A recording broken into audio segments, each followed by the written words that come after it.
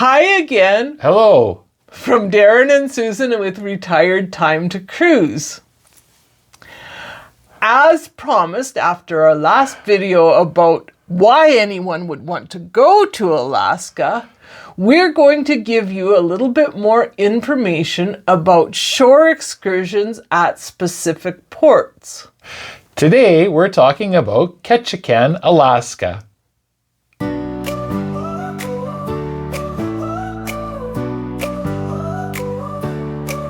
We're retired, it's time to cruise.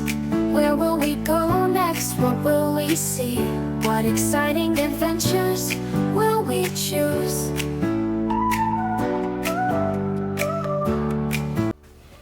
If you've watched the previous video about why anyone would go to Alaska, you would know that Susan and I have been on 4 different cruises to Alaska, and we have a fairly extensive knowledge of all the different ports. Today, Ketchikan, the rainiest place in Alaska, is where we'll be directing this video. As you know by now, I like to do a little research, and what I found out on vacationstogo.com is that 710 different cruises will be stopping at Ketchikan this summer.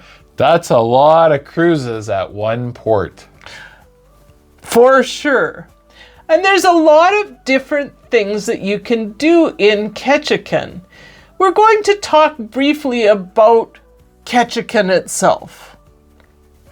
Now, Ketchikan has a reputation as one of the rainiest cities that you're going to stop at. And believe me, I've seen their rain gauge in the middle of town. And I believe last time we were there, it was almost at 16 feet of rain.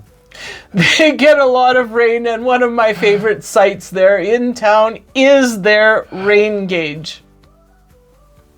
One of the neat things, because they do have so much rain in Ketchikan, is they have covered sidewalks and raised sidewalks so you keep your feet dry and you don't get drenched in the rain going from building to building downtown. And I guess some of the buildings are even connected so that you can stay dry. So a little bit different. You don't always have to have an umbrella, but I'm sure it was always handy to have an umbrella. Something else interesting about Ketchikan is the Tlingit culture and totem poles. Some of the different excursions we found delve into the Tlingit culture. In the totem sheds, they have huge totem poles that they're in the process of carving or restoring, and we've seen both of those type of sheds where they have the totem poles either being built from new or they're restoring the old ones. Creek Street is another interesting tourist stop when you are in Ketchikan. They go from a red light district in the olden days, I'm sure, all the way up the top of the creek, and you can look down upon the town and see the water running down the creek just like it did in the 1700s. They even have a bit of a walking tour through their red light district, and you can visit with some of the ladies. Another neat part about Ketchikan, if you're there at the right time, the salmon run right up the creek into town. No need to go anywhere on an excursion. The salmon are in the stream right at your feet. And I guess sometimes the odd bear comes in too. And that would be true. Bears do like salmon. On one of our stops at Ketchikan, we were amazed by how many seaplanes are constantly going in and out. Then we were talking with someone and they said that is the mail delivery. So what a unique way to have your post delivered is to have it done by seaplane. Another place you can access from Ketchikan is the Misty Fjords National Monument. It's considered the Yosemite of the North. Definitely a neat stop and one you want to take a look at. Now, of course, no trip would be complete without some lumberjack action. Due to the popularity of the lumberjack shows on TV, there's a lumberjack live show in Ketchikan to go to, and it is a lot of fun. Now, I didn't actually find an excursion that highlighted the lumberjack show, so you might be on your own finding a way to watch one of those. That's right. And speaking of excursions and everything else, as you can see, with 700 plus cruise ships stopping in Ketchikan, booking your tours ahead of time is very important. Ketchikan is considered the fishing capital of the world. Well, maybe just one of them, but salmon and halibut fishing is outstanding from Ketchikan, and there are many excursions that you can book, even from a cruise ship, to go fishing for salmon or halibut. And they usually have some type of a potlatch salmon bake or salmon cook-off on one of your excursions.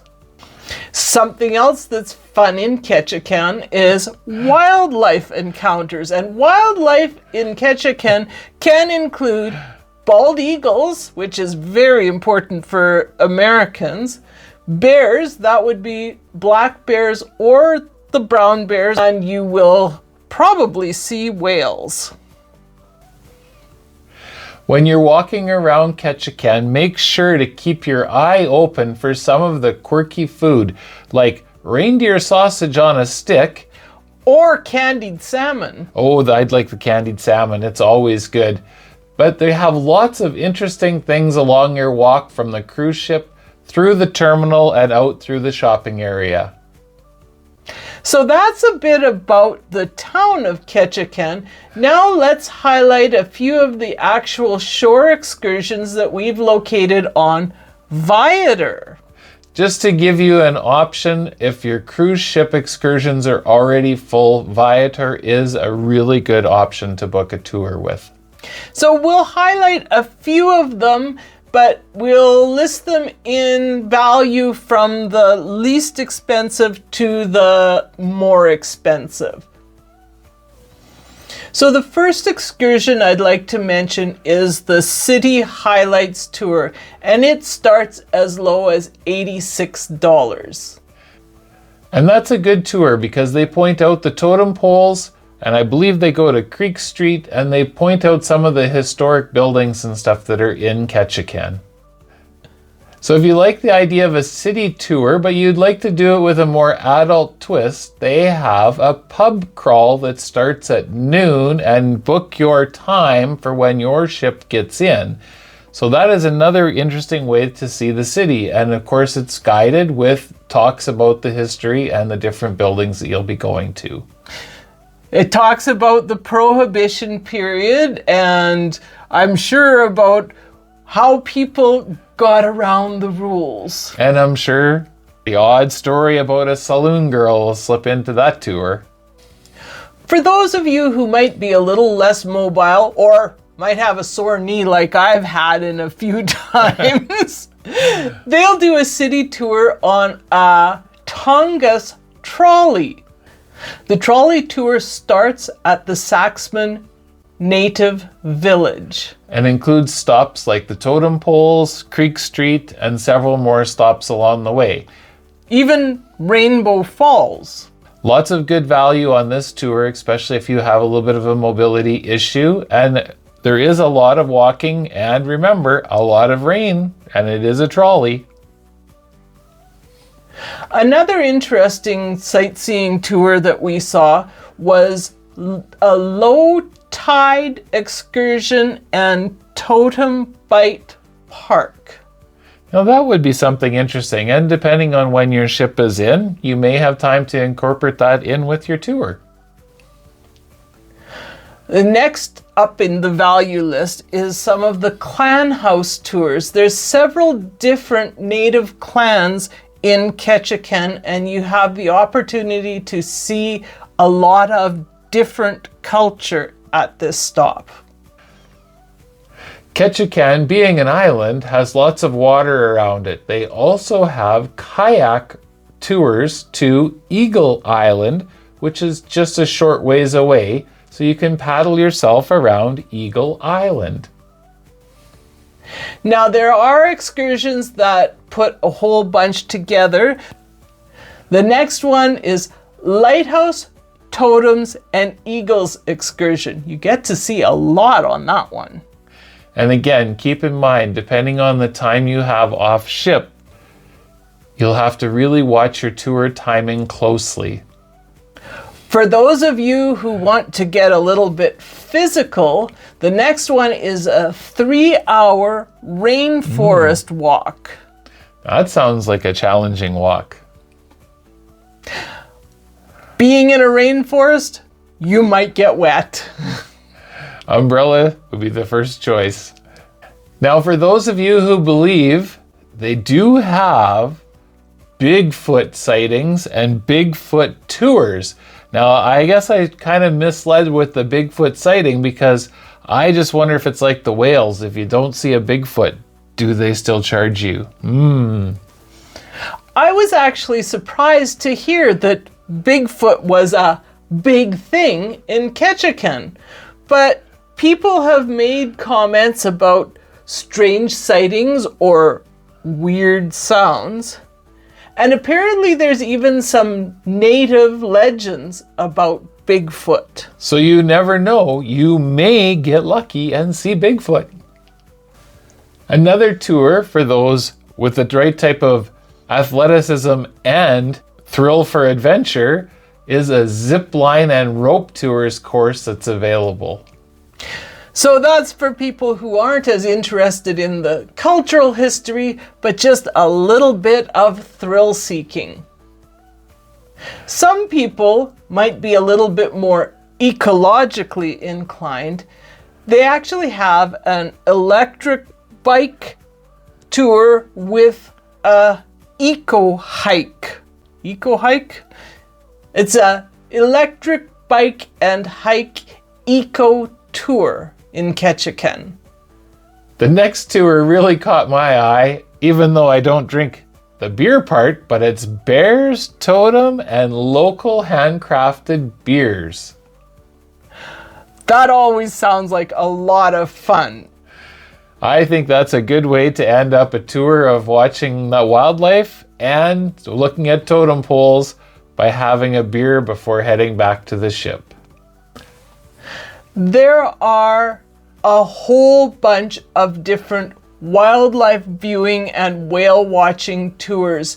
They vary in price from fairly low to right up at the top for private tours. But I thought I'd mention some right in the middle here. Another walking tour is the magical old growth Creek walking tour. That sounds like it would be a fun little excursion to go on. It's nice to see how many different hiking opportunities there are in Ketchikan. Even though you're already on a cruise, the next one I chose to highlight is an Alaskan lore and wildlife cruise. So it's another whale watching, but you do have your native guide aboard to give you a little bit of tales of the tales. So with the whale watching, most of the tours that we're aware of from Ketchikan, they also include some shorebird sightings and other things as well. So it's not just whales that you're looking for, you'll be getting a lot of the seabirds as well. This one's for me, even though I haven't done it. You can snorkel in Ketchikan. Now, I was a little bit surprised that they do have snorkeling because it's cold out there in the water, but the snorkel excursion actually includes a 7mm wetsuit. That's a thick one, and it would have a hood and booties with it. So that's why your snorkel excursion is a little bit on the higher price of this excursion list. Some of the things that it says you can expect to find are starfish and kelp forests and little fishies and big fishies. My take on the snorkeling is it says the water temperature is 10 to 15 degrees Celsius, which is about 50 to 60 degrees Fahrenheit. So I'm thinking you're going to need every bit of that 7 mil suit by the time you're done snorkeling. I don't know. We talked to people that did it, and it sounded like it was a lifetime thrill. It did. It definitely did. Now, in the lower 48, eagles are something of a rarity. In Alaska, there's a lot of eagles, and this tour goes to the Eagle Sanctuary, and you get to see them up close. I believe they also have other rescued wildlife that you can get up close and personal to see them as well. I wanted to highlight this one next. The Silverking Lodge Adventure and Seafeast. This is the first one that's talked directly about Seafeast. And quite the feast it is. They do a full boil with crab, shrimp, sausage, mussels, a full plethora of everything you can imagine. Of course, for those not into seafood, they do have a chicken alternative. Chicken's good. Seafood's better. Now, if your cruise ship doesn't have go-karts aboard, they have a cart experience, but it's not that type of go-kart. It's actually the off-road side-by-side, and these, they say, are called Tom cars. Now, so the name of the excursion is the Adventure Cart Expedition. and it does look like a lot of fun, and I can only imagine the trails that are available to explore on Ketchikan. Now, something that we had mentioned early was the Misty Fjords National Monument, and they do have an excursion that is a float plane tour at the Misty Fjords National Monument. Now, one tour that they have that I thought was pretty neat is they do whale watching combined with fishing, because 4 hours of just watching the horizon for whales can get a little long. I'd rather catch a couple of fish. So I thought that was a pretty cool option, is to go whale watching and then end with some fishing, or maybe it starts with fishing. Or maybe you fish the whole time. Oh, that could be too. I mean, I have been fishing when the whales are close, so that does happen. Now, I don't know, when you were fishing with the whales close, were there still salmon, or did you have to go where the whales weren't to catch the salmon? No, we had no problem catching our salmon. The seals and sea lions are more of a problem with the salmon.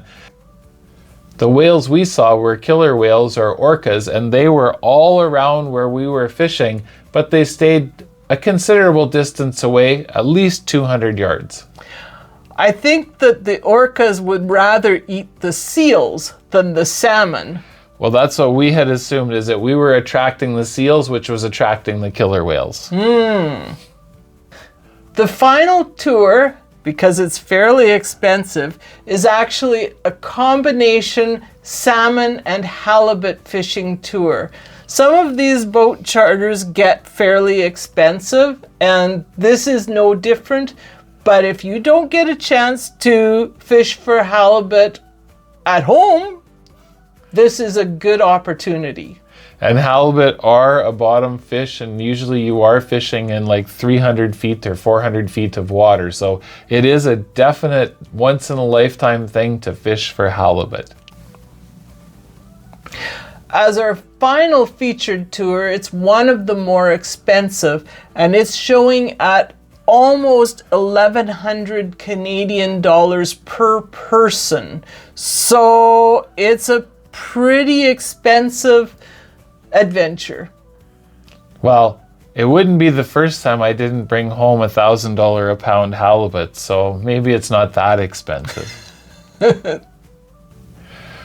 We hope that whets your appetite to visit Ketchikan and do some of these tours.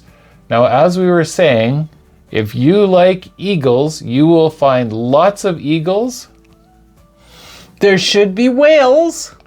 And there's all kinds of native culture to look at, especially huge totem poles.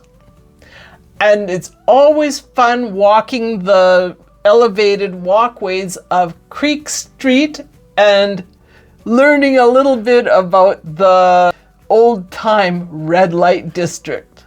Yeah, it's a pretty neat place to visit. And as we said, we've been there 4 times and I would go back again tomorrow. This was the first of our shore excursions in Alaska videos. We will feature 4 more Alaska destination shore excursion videos in the upcoming weeks.